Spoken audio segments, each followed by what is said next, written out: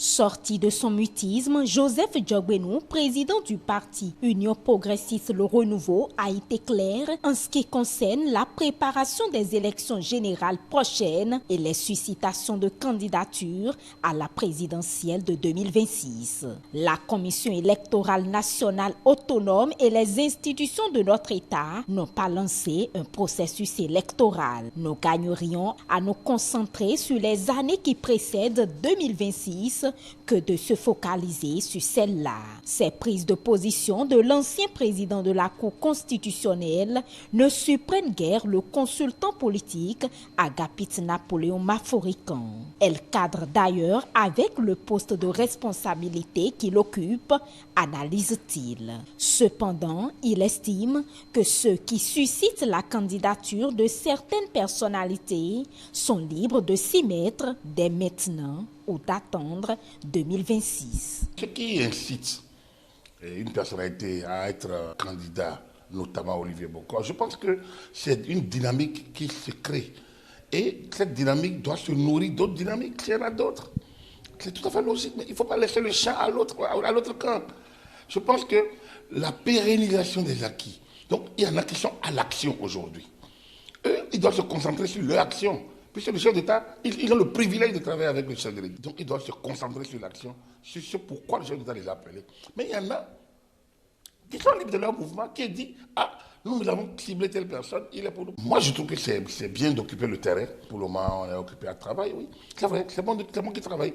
Mais il n'y a pas un moment non plus pour préparer 2026, parce que 2026, c'est déjà demain. Selon l'analyste politique Julio Tometti, les vents de suscitation de candidatures observés consolident la démocratie. Le Bénin fait partie des rares pays de la sous-région que un peu plus de 2 ans avant les élections, on voit des intentions se manifester. Est-ce qu'il y a à le condamner? Le président Joseph Diogbenou ne l'a pas condamné autre mesure.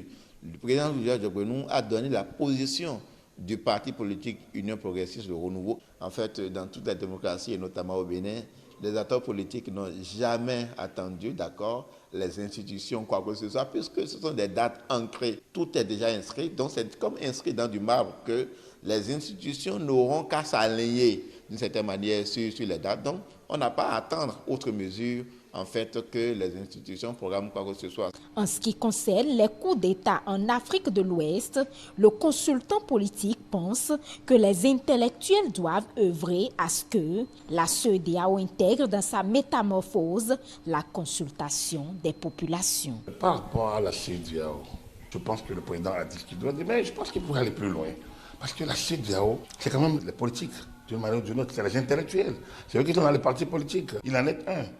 Et donc, la CEDEAO doit faire sa mutation, doit analyser le comportement des acteurs, les intellectuels, les experts, les ministres des Affaires étrangères, les ministres des Finances, les ministres du Développement et autres, doivent voir dans quelle mesure aller vers les populations et trouver un mécanisme de consultation régulière des populations. C'est les grands débats sur les questions de la démocratie, les questions d'intégration économique, la question de monnaie. Ça doit faire l'objet, à mon humble avis, il faut insérer les consultations populaires. Ça doit faire l'objet de référendums au niveau de la CEDEAO où les populations sont appelées à se prononcer sur telle orientation. Si c'est fait, à la mise en œuvre, il n'y aura plus de problème.